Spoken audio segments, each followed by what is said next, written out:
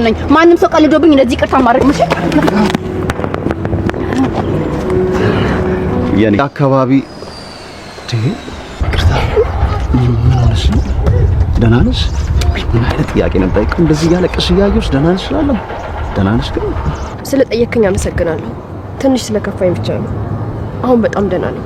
ኧረ ቆይ አንዴ እባክሽ ማግዝሽ ነገር ካለ ሜቢ ትነግሪኝ እባክሽ። ቁጭ በይ። አመሰግናለሁ። እኔ ምንም አይነት እርዳታ አያስፈልገኝም። አላመንሽኝም አይደል? አዎ ነገሩ የምታመን ሰው አይደለም። ባታሚኝም ችግር የለውም። አላስጨነቅሽም።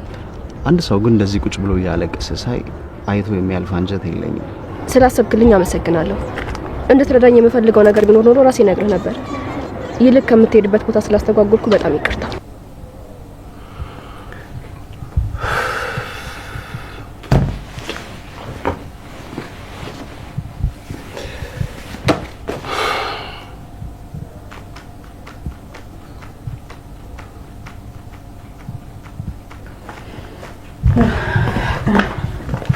ሚሚ ወይ ግን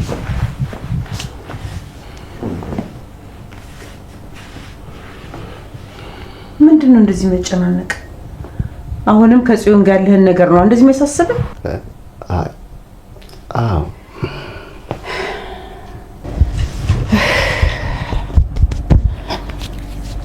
አይዞህ የሚያልፋል። እኛስ የሚያልፋል እያልን ነው የተቀመጥነው። ምን እንዳረኳት እንኳን ሳላውቅ አኩርፋኛለች። ቢያንስ ምን አለ ቆይ ምን እንዳረኳት ብትነግረኝ። እሺ ተረጋጋ። መጨነቅ ራስን ከማሳመም ውጪ ለምንም ጥቅም የለውም። እስቲ ተረጋጋና ምን ተፈጥሮ እንደነበረ ወይም ደግሞ ያስቀየምካት ነገር ካለ ያላግባባችሁ ነገር ካለ እስቲ ራስን ቀስ ብለህ ፈትሽ። አንዳንዴ እኮ እኛ ሰዎች ያስቀይማቸዋል ብለን ማናስበውን ነገር በእነሱ ዘንድ አስቀያሚ ሆኖ ሊገኝ ይችላል። ብዙ ለማስታወስ ሞክሬያለሁ ግን ምንም ነገር ሊመጣልኝ አልቻለም። ቆይ እንዳልከው ማታፈቅር ከሆነ አውቃለሁ እሱን ማሰብ በጣም ይከብዳል፣ በጣም ያማል። ግን አንድ ሰው ወድሃለሁ ስላለክ ብቻ ይወድሃል ማለት አይደለም። ወይም ደግሞ አንተ ስለወደድከውና ስላፈቀርከው ያ ሰው ደግሞ ስለሳቀልህ ይወድሃል ማለት አይደለም። ግን ምን እያልሽ ነው እንዴ? እኔና እሷ እኮ ብዙ የሚገራርሙ ቀናቶችን አሳልፈናል። ብዙ አቅደናል። እኔ እንኳን ያቆምኩትን ስራ እኮ እንድቀጥል ያደረገችኝ እኮ በሷ ግፊት ነበር። እኔ እኮ አትወድህም ወይም ደግሞ ተዋት እያልኩ አይደለም። ብዙ ነገር አላሳልፋችሁም እያልኩም አይደለም። ግን ራስህን አትጣ። ፍቅር ከናታና ከፉዬ በኋላ ምንም አስፈላጊነቱ እየታየኝ አይደለም። ሁለት የሚፋቀሩ ልጆች እስከ መጨረሻው ከተለያዩ ይህ አዲስ ፍቅር ቢቋረጥ ምንም የሚያስደንቅ ነገር አይደለም።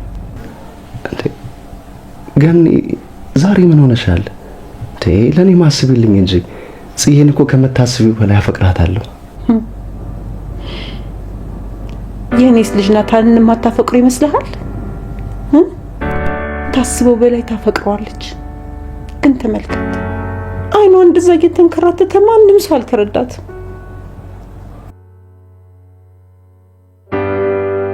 እኔ ልጄ በጣም ናፍቃኛለች። እባክህ እንዳናገራት እንደው አንድ መንገድ ፈልግልኝ። ከፈለገችም ትምታኝ። ብቻ ልጄ ሰው ያስፈልጋታል።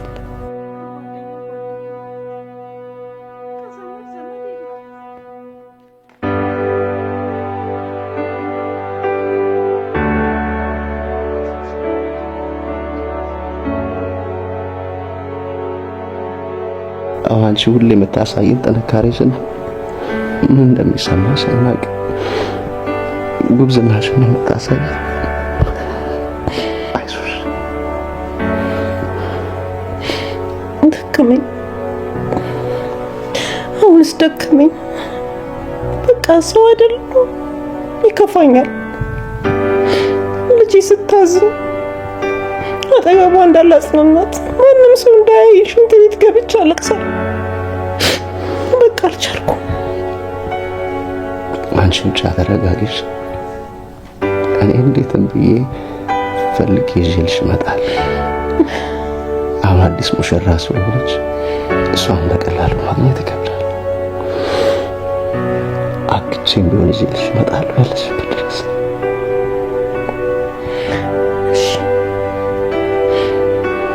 ታግሽ እጠብቃለሁ። ሌላ ምን አማራጭ አለ?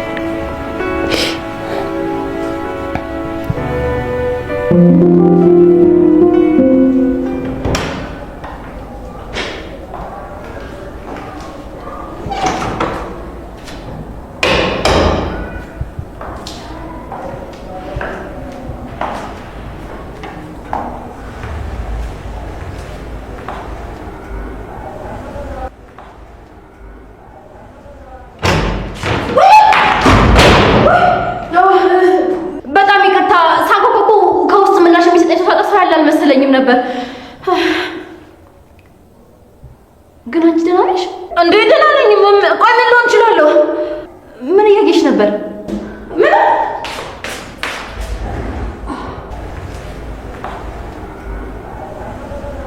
ውጭ ምንም ነገር የለም። ምን እያየሽ ነው?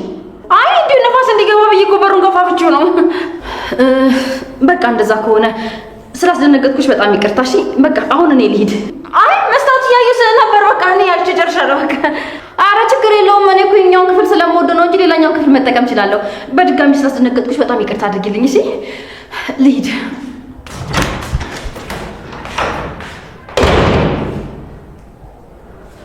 ቆይ ትናንትና ማታ ምንድን ነበር የተፈጠረው? አይምሮ የፈጠረው ነገር ነው ወይስ ነፋስ ነበር? ወይኔ ጉዴ! እየፈራሁ ባልሆነ እኔ ያለው ልጅ እኮ ነኝ። እንዴት ነው የምፈራው?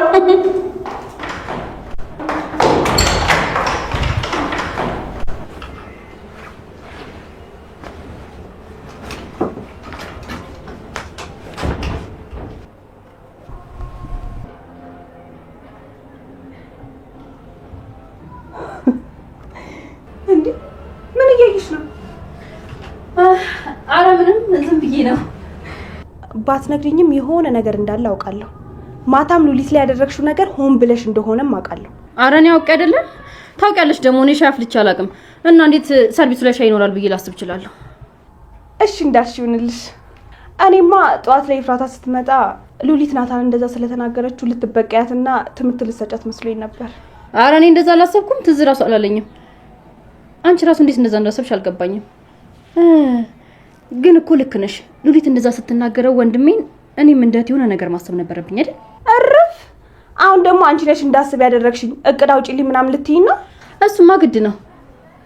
ቆይ ግን እኔ የምልሽ ሉሊት ምን እንደምጠላና ምን እንደሚያስፈራት ታውቂያለሽ እንዴ? አይ እኔ እሱን ነገር ባቅም አልነግርሽም። አሁን ያለንበት ችግር ተንኮል የምናስብበት ጊዜ እንኳን አይሰጠንም። አሁን ምን ችግር አለ? በቃ እኮ ናታን ነበረ። እሱ ደግሞ ሁሉን ነገር ረስቶ አሁን የራሱን ህይወት እየቀጠለ ነው አይደል? ሁሉን ነገር ረስቶ ህይወትን እንዲህ በቀላሉ መቀጠል ቢቻልማ ስንት መርሳት የሚፈልጋቸው ነገሮች ተፈጥረዋል። አንቺንም የጠቀመሽ መርሳትሽ ነው። አንዳንድ ጊዜ ምንም ነገር አለማስታወስ በጣም ጥሩ ነው። ቢያንስ እንኳን ከህሊና ወቀሳ ያድንሻል። ያን ያክል መጥፎ ነገር አድርገናል እንዴ? በእርግጥ አሁንም ከማስታወሳቸው ውስጥ መጥፎ ነገሮች ነበሩ፣ ግን ደግሞ ለሁሉም ነገር ምክንያት ነበረኝ። አሁንም ቢሆን ደግሞ ማድረግ ካለብኝ አደርገዋለሁ። ለወንድሜ አስቤ አይደለ ኤፍራታ ለሷ አትመጥነውም ካልኩኝ ያው ለወንድሜ ፍቅር ካለኝ የተነሳ ነው። ልክ ነሽ። ሁላችንም ቢሆን ራሳችንን እያታለልን ሰዎችን እየጎዳን ይኖር ነው።